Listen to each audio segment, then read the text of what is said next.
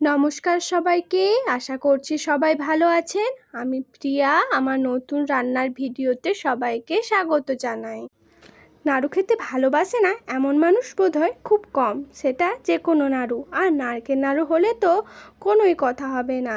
নারকেল নাড়ু দুভাবে বানানো যায়, এক চিনি দিয়ে, দুই গুড় দিয়ে। আমি গুড় দিয়ে কিভাবে বানিয়েছিলাম সেটাই শেয়ার করব। সামনেই তো জন্মাষ্টমী, খুব সহজেই এভাবে বানিয়ে নিতে পারেন।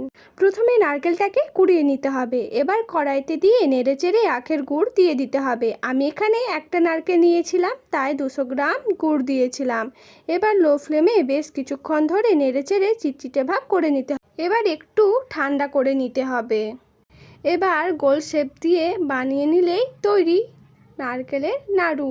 আজকে এই পর্যন্ত, আবার নতুন ভিডিওর সাথে হাজির হব। ততক্ষণে সবাই ভালো থাকবেন, সুস্থ থাকবেন। টাটা।